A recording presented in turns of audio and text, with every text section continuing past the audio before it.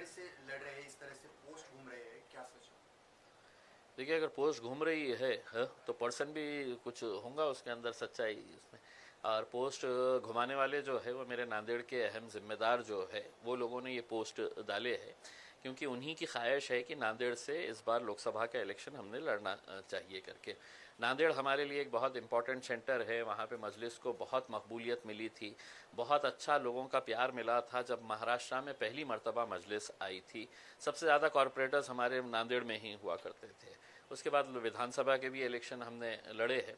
और इस बार जब बाई इलेक्शन होने जा रहा है महाराष्ट्र के अंदर इकलौता एक लोकसभा की सीट का नांदेड़ के अंदर, तो वहाँ के लोगों की ख्वाहिश है कि नहीं, हमने इस बार मैदान के अंदर उतरना चाहिए।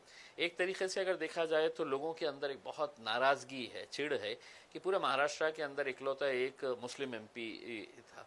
उसको हराने के लिए जिस तरीके से राजनीतिक साजिशें की गई है, पैसे का इस्तेमाल किया गया है, तो अब लोगों के अंदर उस चिड़ को देखते हुए कहीं ना कहीं ऐसा लग रहा है कि नहीं, इम्तियाज़ अली ने इलेक्शन लड़ना चाहिए करके, तो हम उतरेंगे मैदान के अंदर, किस्मत आजमाएंगे। दो ही चीज़ हो सकती है, या तो आप हारते हैं या जीतते हैं, देखेंगे। ओवैसी साहब ने आप पर भरोसा रखकर आपके ऊपर ही सौंपाया है कि आप कहाँ से लड़ेंगे, तो आपने वही माहौल क्यों चुनाया, वही विधानसभा का गढ़ क्यों चुना?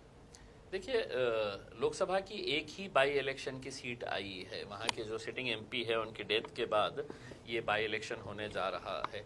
अगर कोई और उससे बेहतर अगर होती कॉन्स्टिट्यूएंसी तो वहाँ पर विचार करे होते, लेकिन चूंकि इकलौती एक सीट है, और जैसा मैंने आपको बताया है कि मजलिस का और नांदेड़ का एक बहुत पुराना रिश्ता रहा है, हमारा बहुत अच्छा ऑर्गेनाइजेशन सेटअप है वहाँ पर, तो हमने नांदेड़ के अंदर जाने का फैसला किए है।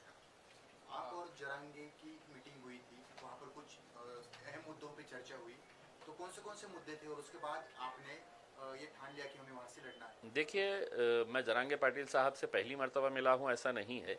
जब उन्होंने अपना आंदोलन शुरू किया था उस वक्त भी मैं उनके गांव गया था। यहाँ पे जब वो एडमिट थे तो 2 मर्तबा मैं हॉस्पिटल जाके उनसे मुलाकात की थी। और इस बार यकीनन जब इलेक्शन के करीब अगर राजनीतिक पार्टी के लोग अगर एक दूसरे से मिलते हैं तो कोई मौसम के बारे में चर्चा नहीं करते हैं। नेचुरल है कि पॉलिटिकल उसके ऊपर ही चर्चा, और जो सोशल माहौल जो चल रहा है महाराष्ट्र के अंदर, इसी के बारे में चर्चा हुई होंगी उसमें, और हमने करे है। और आकर जो भी हमारी चर्चा हुई है हम बाहर आकर बताया है लोगों को, मीडिया के सामने भी हमने, आपने सवाल किया हमने जवाब दिया, हम क्यों आए थे, कैसे आए थे करके। लेकिन जरांगे ने एक बात की थी कि मुस्लिम और मराठा इकट्ठा आएंगे तो सत्ता परिवर्तन हो सकती है।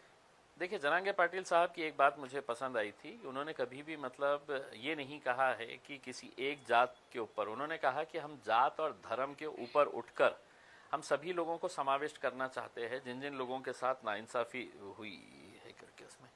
और एक अच्छी बात यह है कि जैसा मैं जरांगे पाटिल साहब के बारे में यही कहूँगा कि देखिए, एक समाज किसी एक मामूली सा आदमी, एक सादा सा आदमी गांव का, उसके पीछे अगर जा रहा है तो कहीं ना कहीं उसकी जो प्रामाणिकता है अपने समाज के प्रति, इस वजह से पूरा समाज एक आवाज़ के ऊपर उठ के उसके पीछे जा रहा है।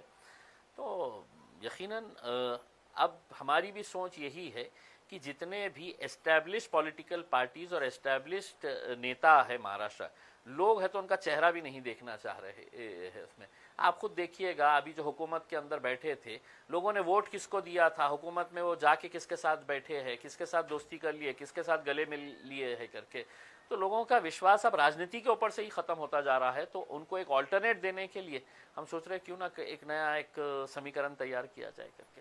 सिटी का क्या माहौल है, क्योंकि अपने यहाँ पर जो कैंडिडेट्स है एमआईएम की ताकत यहाँ पर अच्छी है, तो उसके बाद कहाँ पर कौन से उम्मीदवार देंगे, इस तरह से क्या? चलिए, शुक्र है आपने माना तो सही है कि एमआईएम की ताकत यहाँ पर अच्छी है, अच्छी ही नहीं है बहुत अच्छी है यहाँ पे।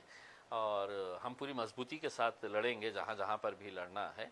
हमने बहुत पहले अपना प्रस्ताव महाविकास आघाड़ी को दिया था, अभी तक उनके पास से कोई बात नहीं आई है। अब हमारी कॉन्स्टिट्यूएंसी, हमारे कैंडिडेट्स पूरे तैयार है।